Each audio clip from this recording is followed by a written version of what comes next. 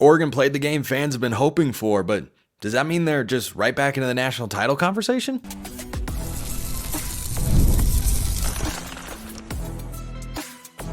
You are Locked On Ducks, your daily podcast on the Oregon Ducks. Part of the Locked On Podcast Network, your team every day. Yes, it is that time once again for Locked On Ducks. I'm your host, Spencer McLaughlin. Thank you so much for making this your first listen or your first view of the day. Part of the Locked On Podcast Network, your team every day, and your number one source to stay up to date with the Ducks. Today's episode brought to you by our friends at 5 Hour Energy. Go to 5hourenergy.com. Use promo code LOCKEDONCFB to receive 20% off your order. Plenty to get to today. The Ducks might be more like contenders than you'd think. We'll talk about some other games for reference later on today's show, and individual standouts, one of my favorite segments to do during the season.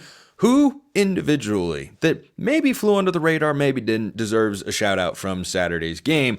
Let me know yours in the YouTube comments or hit me up on Twitter. So I think for Oregon, this was a great performance across the board. You ran the ball well. You passed the ball well. The defense was great in the second half and wasn't bad in the first half. It just wasn't phenomenally good.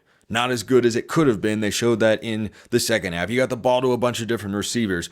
After the first couple of weeks, Oregon fans, I don't think entirely, but certainly there's a subset of the fan base that were worried.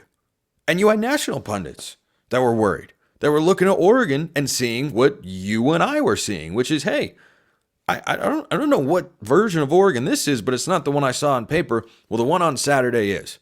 That game alone doesn't automatically remove the doubts from the first couple of weeks. It's not going to automatically put Oregon back into the top 5. We saw that with the AP poll.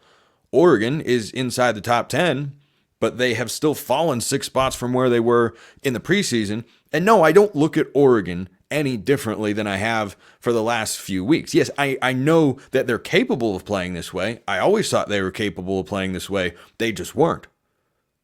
And you knew that the offense could look better. It just hadn't, but then it did. But just because they do that does not automatically put Oregon to where they need to be to compete for a national championship. Because the teams, and again, I'm going to talk about this more later, that compete for a national championship, that win a national championship every year, They look the way Oregon did this past week on a rolling basis. So one game is a step in the right direction. You know, the 12-step plan is the first step to fixing a problem is admitting that you have one. Well, the first step towards Oregon playing at a championship level on a conference or national level is, I used level twice, and that was weird. Let me try that one again.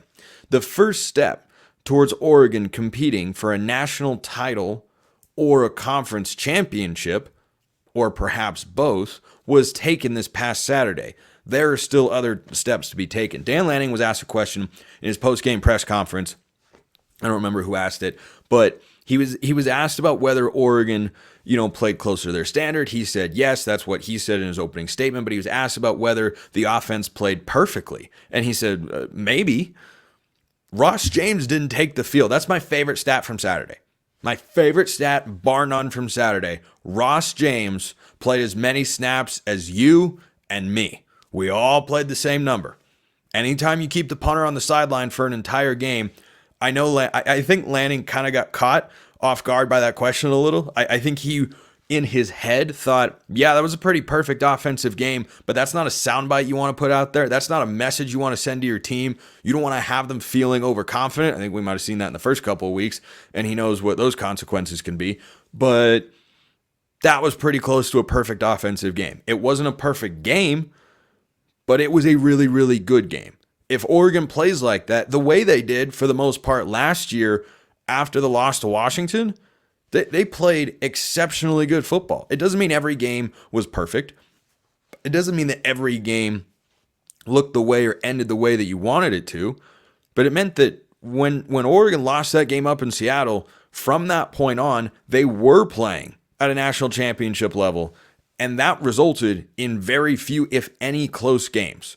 Oregon State was kind of close and then it wasn't. USC was close and then it wasn't. And Washington State was close and then it wasn't. And Cal was close and then it wasn't. You can just keep going down the list. That's how Oregon played in the back half of the season. That's what I'm looking for here. To give me the confidence that, hey, this team can achieve everything that I and many others believed they could coming into the season. I need to see it for more than just one game. But am I feeling good after that Oregon State game? Yes, absolutely. And as fans, I think we're taking this into the bye week, and that's a great feeling because you have an extra week, and sitting with either the Boise State or the Idaho game, even if Oregon were still 3-0, which I feel like is an important thing to remind people about. Oregon is 3-0 ranked inside the top 10. Just ponder that. Let it flow through you, not the hate in Star Wars. Let the good side of the Force flow through you there. This could be a lot worse. It wasn't great the first couple of weeks, but you took a step forward, and now you get to sit with that for a week as a fan. Now the team, they know that they've got things to clean up. I think after the Oregon State game, you look more on the defensive side of the ball. I certainly didn't think they played poorly. Oregon State, outside of Giovanni McCoy, struggled to run the football. That was really their only consistent ground game. And that was one of the question marks I had going into the game about Oregon's defense. And why I thought it would be a little closer than it was I thought both halves might look a little bit like the first half, where, maybe Oregon's offense figures it out. I didn't expect it to be that fluid, and that was a pleasant surprise, of course. But defensively, they were good against the run the prior week against Boise State right up until they weren't. And I knew Oregon State wanted to run the football, but they didn't have anywhere to go. And they were missing an offensive lineman or two, and Oregon took advantage of that. And shout out Terrence Green, by the way, with his first sack. But I think for the Ducks, that was a poor first half defensively and an exceptional second half of defense.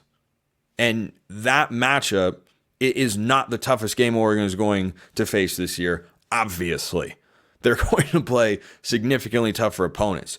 But how do you want to play going into Ohio State?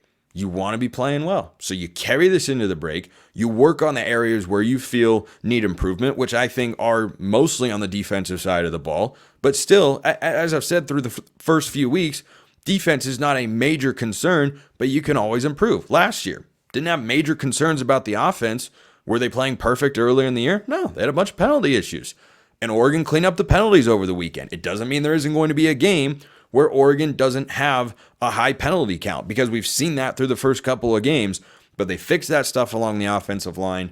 They stayed away, and the bogus shout out to Josh Pate, by the way. He put together a montage of the worst calls from the weekend. The first one that was in the B-roll behind him on his YouTube show was Devin Jackson's roughing the passer against Oregon State. That's bad. I'm here for public accountability for officials. I know that's not a popular idea in the professional space necessarily. I don't think it gets a lot of traction anywhere with conferences or commissioners or anybody like that. I know amongst fans it's probably a little bit more popular. I'm in favor of it because I have a job where I am held accountable for things I say. A wrong prediction, if I get a stat wrong, anything I say on here, I'm accountable.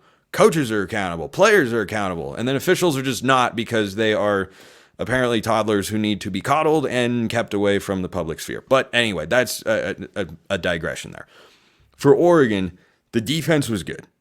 It was not good in the first half, but it was as good as it could literally be in the second half. And the way they stopped the run, again, took a step forward, because Boise State, it was good right until it wasn't.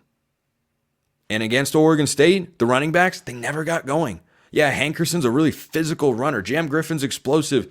Neither one killed the Ducks. So I was really encouraged by that. And I think Oregon took a step towards getting to that national championship level. But you have to do more than just play well against the Beavs. You got to show me that you can play at this level against UCLA. You got to do it against Michigan State.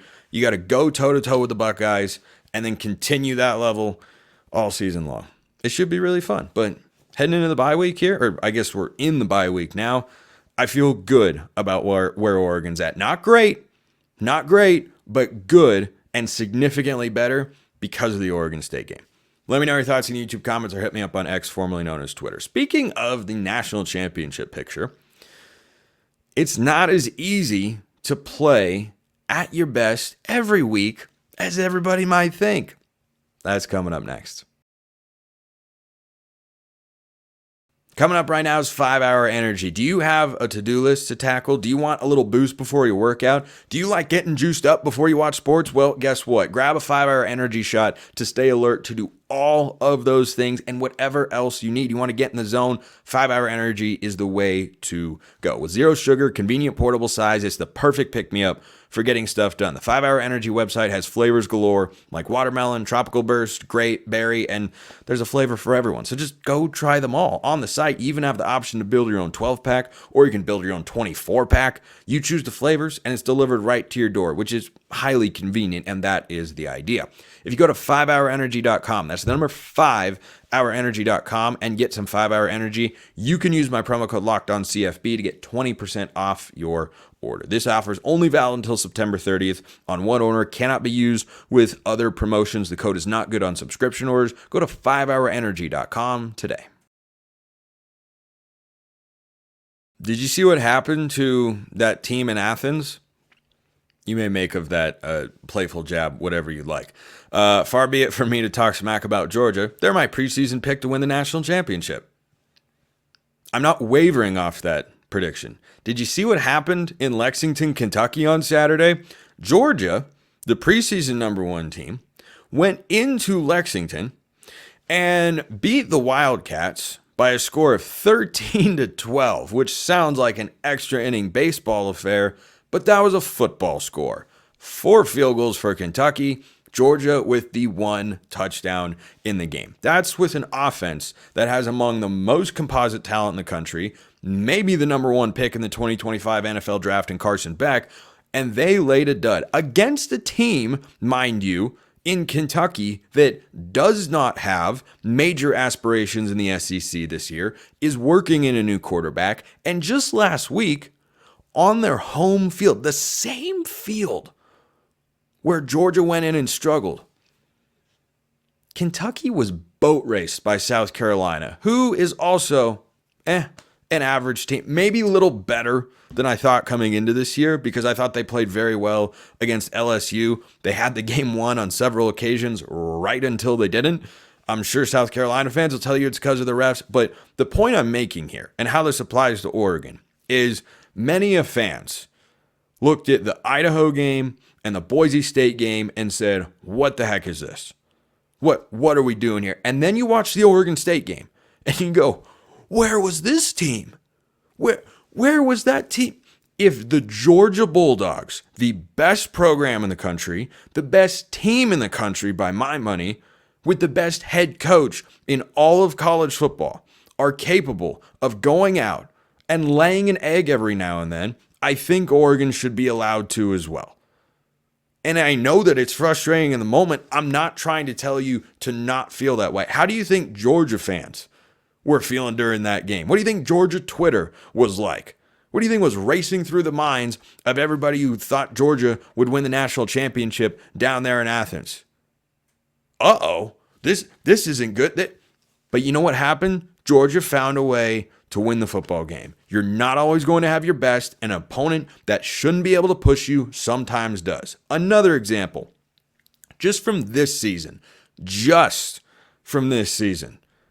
lest I go back into the archives of college football and find every time that an eventual national champion struggled. You go Alabama 2023, struggle with South Florida. The rainy conditions certainly didn't help, but I watched the rain come down last year, not quite as severe, when Oregon played Cal and they won the game 63-19, 62-19, something in that sort of range. By the way, Pac-12 After Dark lives. Justin Wilcox had to grab the ref mic and tell the students in Berkeley to stop throwing things on the field because they incurred 2 15-yard penalties in their game against San Diego State. If you missed that, now you know. Hilarious story. Anyway, Penn State, another example. A team that has at least college football playoff aspirations, maybe national title aspirations, was pushed at home against Bowling Green. Bowling Green is worse than Boise State. Bowling Green might barely be better, if at all, than Idaho. And how did they go in to, I think Beaver Stadium is the name of where Penn State plays. Correct me if I'm wrong on that. How'd they go in there and have them down 17-7? How'd they go in there and push them to the very end? I don't know. You tell me. This is college football. How did Farley Dickinson beat Purdue? That should never happen. It did. That's basketball, so it's not a one-to-one comparison. But you're not going to have your best stuff every week. And the great teams are able to find a way to win. Because the Alabama team that won the SEC last year and was one fourth down stop away from competing in the national championship game against Washington, that Alabama team was struggling with the Bulls of South Florida. With South Florida, I don't care what the weather conditions are. They had to deal with it too. Why was that game close? Because Alabama was figuring some things out. Because Alabama was working in a new quarterback. Pretty sure they were working in Jalen Milroe at that time. They didn't know that Jalen Milroe was their starter. Now, Oregon, of course, knows that Dylan Gabriel is their starting quarterback. But I think for the Ducks, getting to the highest level of college football and being viewed by the playoff committee as a team that is worthy of one of those seeds if they are an at-large, maybe at 10-2 or 11-1, giving them a higher seed, or obviously you win the Big Ten, you're going to automatically be in, but you're not going to play your best football every week. And am I still in the back of my mind thinking about those games? Yeah, because if Oregon comes out of the bye and goes and plays a UCLA team who's really bad, I mean really bad, they should have lost to Hawaii, and they got blasted at home by Indiana, a first-year head coach taking over a bottom-tier program in what is our conference, the Big Ten. Don't forget that either. They went into the Rose Bowl and beat UCLA 42-13. So this is not a good UCLA team. If Oregon comes out of the bye and doesn't play well, then you might look at the Oregon State game and say, was that a fluke?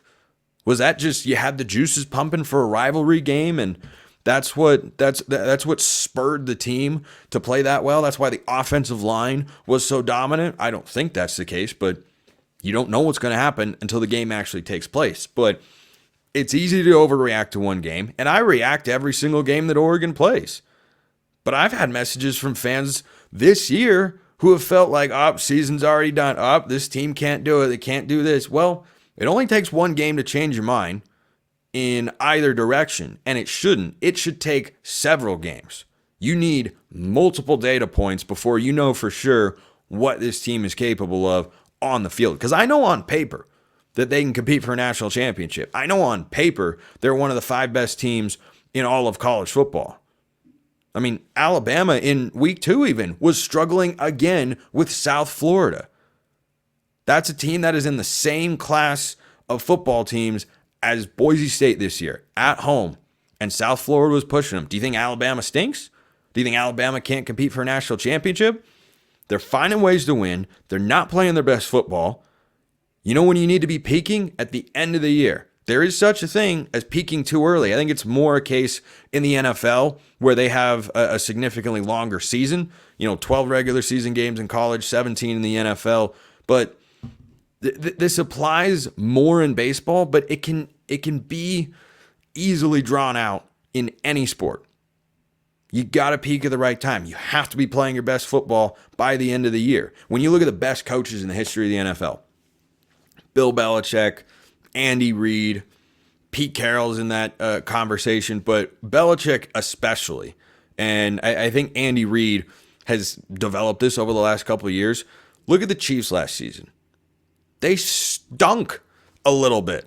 The offense was abysmal for the first couple months. Then the playoffs came around, which they got themselves into because they had some ugly wins and they just found a way to win football games. And then in the postseason, they went out and played their best football. Sometimes that's what championship teams are going to look like. It's not going to be pretty every single week. You'd certainly like it to be. It would increase your confidence level. But again, I'll go back to Washington last year. They went all the way to the national championship game.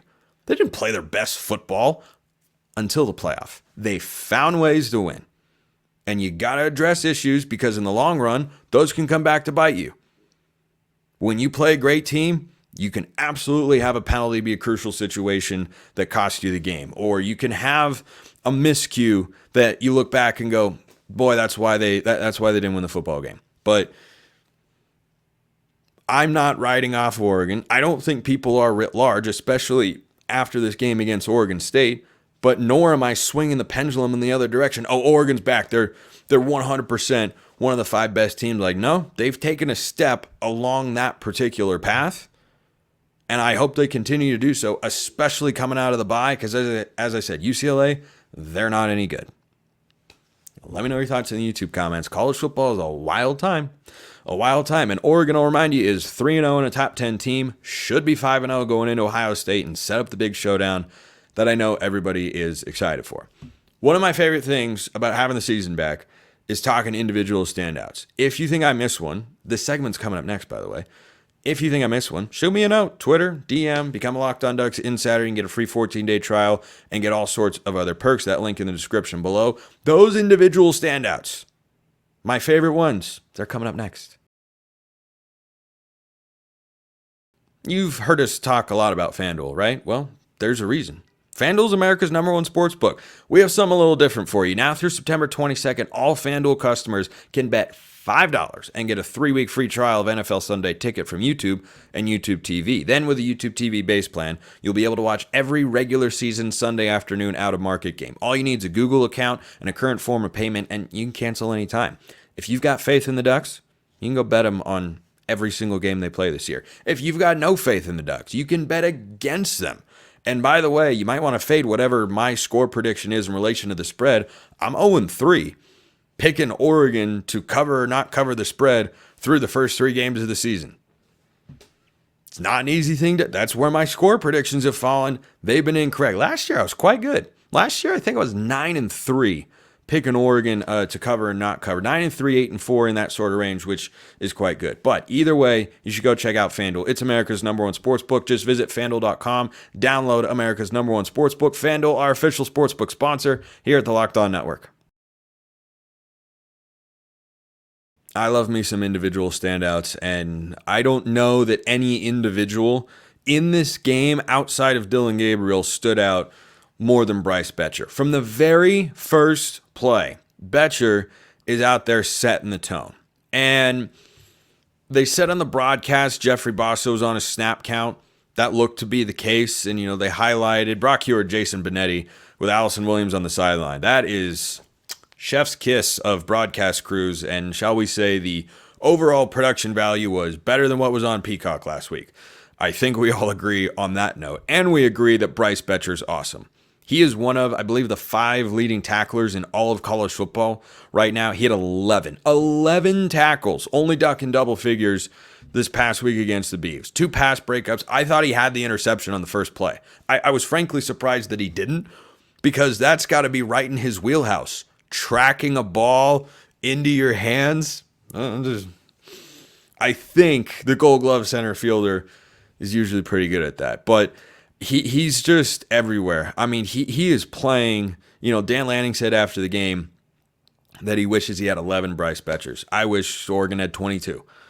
I mean, the way that he plays with his hair on fire, relentless pursuit, constant effort, high motor. He is a tone setter. He is a leader out there, which he needs to be when Jeff Bossa is not able to be there. Bossa is the captain of that defense, but if he can't be out there all the time, you got to have somebody to turn to set the tone. Bryce Betcher and Devin Jackson as well.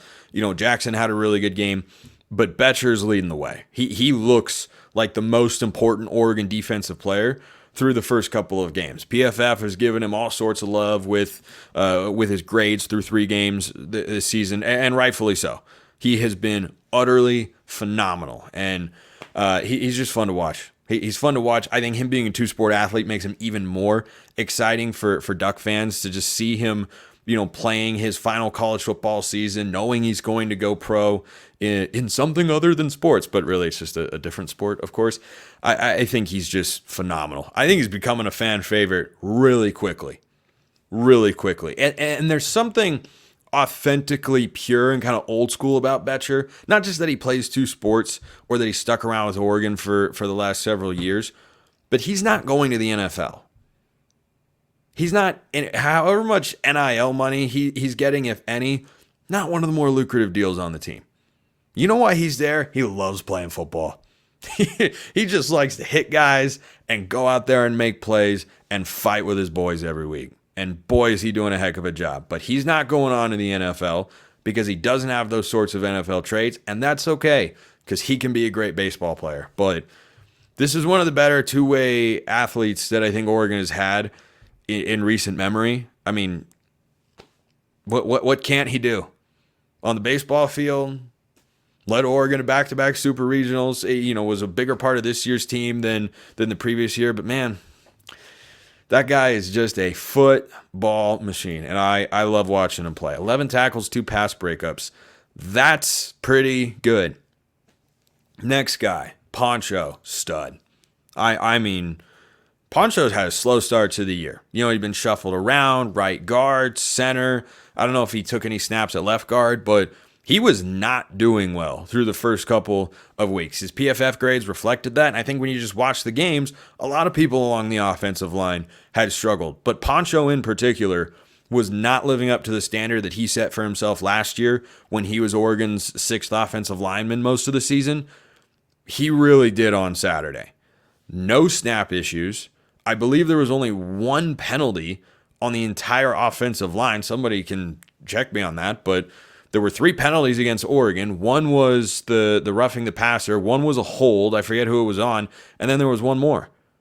And you got to give the center a lot of credit. When Oregon fans, fairly so, were attributing plenty of blame to the center, the offensive line position, you got to give credit when the offensive line gets cleaned up, because the protection schemes were there, the penalties were down, the run games were there. He turned so many guys. If you go watch the running plays that Oregon, had so much success with, over 7 yards a carry, I think it was 7.5 to be specific, on Saturday, which is an outstanding number. You look at the number of times that Poncho's snapping the ball back and just turning whoever's in front of him and creating a lane for Jordan James, Noah Whittington to run through. Phenomenal. Absolutely phenomenal game. The offensive line as a whole, probably the biggest reason that Oregon had the best game of the year offensively by a long shot and just looked so much better. But Poncho was at the middle of that. And speaking of the middle, a couple of defensive linemen to shout out. Tatum Tuioti, yeah, I mean, he's a menace. He is an absolute menace. I forgot to jot down his stats, so I'm going to pull him up real quick. But he is so disruptive and active. I feel like every snap he's on the field, I notice. He is the second leading tackler for the Ducks. He had 7 tackles, 4 solo, 1 sack, and then 1 other TFL. Because in college football, if you get a sack, it counts as a TFL as well, which is so stupid and so annoying. The whole point of the tackles for loss stat is to identify when a play is made behind the line of scrimmage that's not on the quarterback. So why would you lump them together? I don't know. NCAA, please fix it. And about 7,000 other issues. Stop ejecting kids for targeting. And and fix the roughing the passer penalty. If it's not targeting, then it's not roughing the passer. So anyway, back to Tatum Tuioti. Monster. I mean, an absolute monster. Second leading tackler, a sack and a TFL. I think he is really blossoming in that sophomore season that I talked about in the summer. Between him and Purchase and Mateo, you felt like at least one of those guys was going to really pop, and Tuioti has just been phenomenal. Just absolutely phenomenal. So he's definitely one of my individual standouts. And then the other guy along the defensive line, DJ Harmon is so awesome. You talk about instant impact as a transfer. You talk about living up to the hype that shows like this one set for him in the offseason. He has generated, I believe, more quarterback pressures than anybody in all of college football. I don't think his box score is blowing anybody away. 4 total tackles and 2 solo. But anytime you see Oregon moving the line of scrimmage, number 55 is generally speaking at the center of it. And Giovanni McCoy was pressured a lot in the second half of that game, and the run game wasn't there. And Big 55, I feel like he wins 80% of his reps along the defensive line in games, which is a crazy number. Now, I don't know if it's actually that high. I'm being hyperbolic, but he's just been every single game. I feel like he is just dominating up front. He looks like he's ready for the NFL is how he looks to me. So loved watching those two guys just be active up there. Defensive line, I think, has been fantastic. Last guy, and I had a couple people send me notes to talk about him, was Dante Manning. So Dante Manning had 2 pass breakups. He also, I believe, registered, wait for it, he did register the 1 tackle as well. I thought it was 2, but a couple of pass breakups. The secondary has been magnificent. And Dante Manning, each of the last 2 years, has balled out against Oregon State. And he is, I believe, the longest tenured Duck on the roster. Again, someone could fact check me, but I don't think there's anybody else from that 2020 recruiting class, at least not off the top of my head, that is still on this team. I mean, a 5th-year Duck, he's been playing, pretty much since he was a true freshman. And he certainly had his ups and downs. Last year, he struggled a good amount, and not all the time, of course. Like, he's a capable player, but he's never risen to that all-conference level. It's why he's, in college for his 5th season and not in the NFL. But he had a really, really nice game. That's kind of what I've come to expect from him. When you're going up against a below-average receiving core like Oregon State's, he looks like the 5-star cornerback that was recruited to Oregon. And when he goes up against higher-level guys, it doesn't look as good. And so I haven't changed my opinion of him. I think that he is a solid, capable player. He had a really, really nice game. A really, really nice game, and you certainly love seeing that. Marcus Harper was in that 2020 recruiting class. I forgot. I thought Harper was 21. No. Yeah, I thought Harper was 2021. So those 2 guys, staples on this Oregon team, and Harper and the rest of the O-line had a great game as well. But I think for Dante Manning, my expectations in view of him, they don't change because he played well. I saw him play great against Oregon State last week. He's had other impact games. For me to feel confident in, his ability to cover, like Jeremiah Smith, for instance, on Ohio State, I'd have to see him do it first, because every time he gets matched up with, an NFL caliber wideout, he has not been able to go toe-to-toe. And look, it's asking a lot when you go up against guys like that, but that's what he was originally recruited to Oregon for. But love to see him have a great game. He was fantastic, and he looks to have settled in as Oregon's number 2 corner. I love Monday. I love reaction shows. I love anything having to do with the game. Let me know your thoughts, comments, questions, concerns, statements of outrage, all that sort of stuff. Thanks for making this your first listen. Go make Locked On College Football your second, or view if you're watching on YouTube. I host giving you the biggest stories in the greatest sport on planet Earth, which is in full swing, and it's a beautiful, beautiful thing. Appreciate everyone listening. I'll see you next time. Have a wonderful rest of your day, and go Ducks.